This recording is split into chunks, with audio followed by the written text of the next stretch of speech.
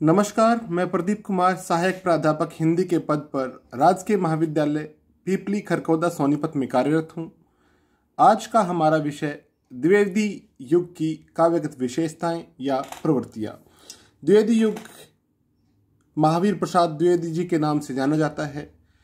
हिंदी साहित्य में भारतेंदु युग के बाद का समय द्विवेदी युग के नाम से जाना जाता है। इस युग का नाम महावीर प्रसाद द्विवेदी के नाम से रखा गया है। महावीर प्रसाद द्विवेदी एक ऐसे साहित्यकार थे जो बहुभाषी होने के साथ ही साहित्य के इतर विषयों में भी समान रुचि रखते थे। उन्होंने सरस्वती पत्रिका का 18 वर्षों तक संपादन कर हिंदी पत्रकारिता में एक महान कीर्तिमान स्थापित किया था। वे हिंदी के पहले व्यवस्थित समालोचक थे जिन्होंने समालोचना की कई पुस्तकें लिखी।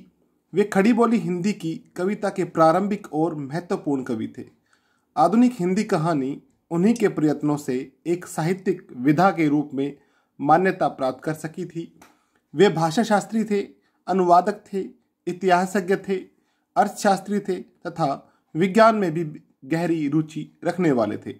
अतः वे युगांतर लाने वाले साहित्यकार थे, या दूसरे शब्दों में कहें युग निर्माता थे।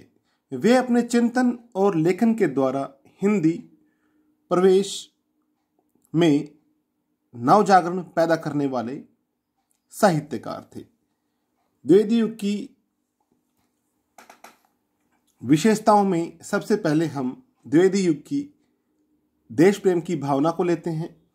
द्विवेदी युगीन कवियों ने जनमानस के बीच राष्ट्र प्रेम की लहर चलाई, स्वतंत्रता के प्रति जनमानस में चेतना का संचार किया। इस युग के रचनाकारों का राष्ट्र प्रेम भारतेंदु की भांति सामयिक रुदन से नहीं जुड़ा था, बल्कि समस्याओं के कारणों पर विचार करने के साथ साथ उनके लिए समाधान ढूंढने तक जुड़ा है। वे लिखते हैं, हम क्या थे, क्या हो गए और क्या होंगे अभी, आओ मिलकर विचारें ये समस्याएं सभी। यह युग कारणों की जड़ तक जाने के पश्चात उत्सर्ग और बलिदान के माध्यम से अपनी खोई हुई अस्मिता को प्राप्त करने के लिए प्रेरणा का माध्यम भी रहा है। लिखते हैं, देशभक्त वीरों, मरने से कभी न डरना होगा, प्राणों का बलिदान देश की वेदी पर करना होगा। गया प्रसाद शुक्ल स्नेही की कविताओं में भी देशभक्ति की लहर दिखाई देती है। उदाहरण से स्वयं स्पष्ट हो जाएगा, जिसको न निज गौरव तथा निज देश का अभिमान है, वह नर नहीं नर पशु निरा है और मृतक समान है। वे कहते हैं कि जिस व्यक्ति को अपने देश के गौरव के विषय में कोई ज्ञान नहीं है या वह अपने देश के गौरव को नहीं समझता है, वह मनुष्य नहीं पशु के समान है और वह मृत व्यक्ति के समान ही समझा जाएगा। मैथिली शरण गुप्त की रचना भारत भारती में भी राष्ट्र प्रेम से संबंधित कविताओं के लिखने के कारण अंग्रेजी सरकार ने इस कृति को जब्त कर लिया था। दूसरी विशेषता के रूप में हम सामाजिक समस्याओं को देखते हैं। यह युग सुधारवादी युग भी कहलाता है।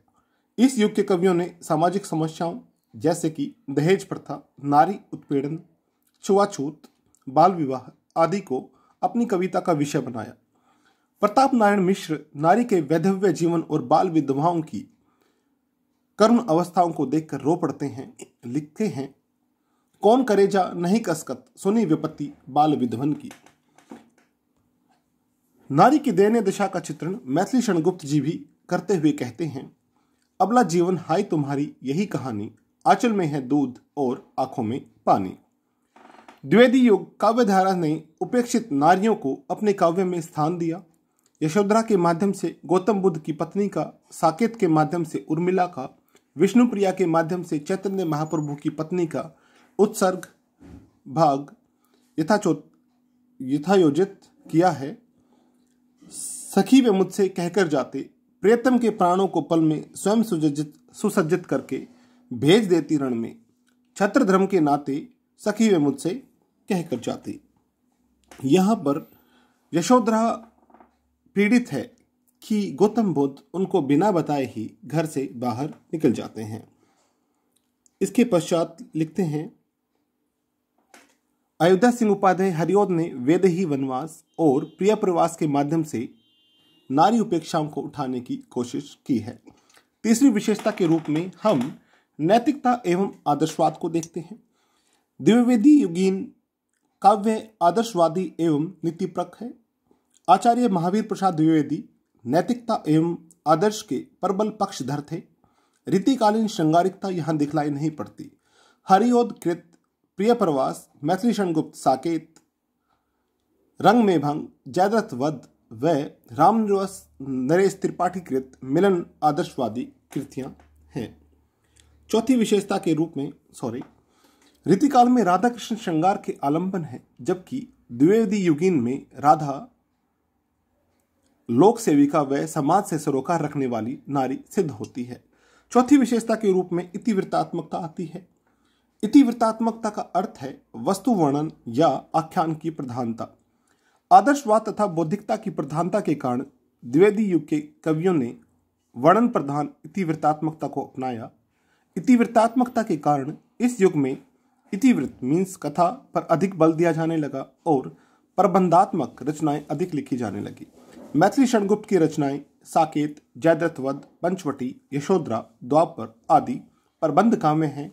इसी प्रकार अयोध्या सिंह उपाध्याय हरिऔध की रचनाओं जैसे प्रिय प्रवास तथा वैदेही वनवास में इतिवृत्तात्मकता की प्रधानता स्पष्ट देखने को मिलती है। इसके पश्चात पांचवी विशेषता के रूप में हम मानव मूल्यों की प्रतिष्ठा को देखते हैं। द्विवेदी युगीन कविता में उदात्त मानव मूल्यों और मानवतावाद की प्रतिष्ठा पर विशेष बल दिया गया। विवेकानंद, दयानंद आदि मनीषियों के साथ ही महात्मा गांधी के चिंतन का भी इस युग की मानवतावादी विचारधारा पर गहरा प्रभाव पड़ा है। राम और कृष्ण सरीखे उदात्त चित्रण के माध्यम से मानव मूल्यों की स्थापना करने का प्रयास किया गया है। सत्य, अहिंसा, समता, स्वाधीनता आदि आदर्शों को क्रियान्वित करने की महत्ता रेखांकित की जाने लगी। पथिक काव्य में राम नरेश त्रिपाठी ने अहिंसा पर बल देते हुए मानवीय चरित्र की महिमा पर प्रकाश डाला है। रक्तपात वे कहते हैं, राम नरेश त्रिपाठी जी कहते हैं, रक्तपात करना पशुता है, कायरता है मन की। मानवता को सर्वोपरि धर्म बताते हुए मैथिली शरणगुप्त ने लिखा है, मनुष्यत्व सबसे ऊपर है, पुण्य मही मंड के बीच। इसके पश्चात छठी विशेषता के रूप में श्रम और श्रमिक वर्ग की प्रतिष्ठा इस युग में की गई। श्रम और श्रमिक वर्ग की प्रतिष्ठा भी द्विवेदी युग की उल्लेखनीय प्रवृत्ति है। इस युग के कवियों का ध्यान दलित, शोषित, मजदूरों और किसानों की ओर विशेष आकृष्ट हुआ। साकेत की सीता वन की कौल की रात और भील बालाओं को चरखा चलाकर सूत काटने की शिक्षा देती है।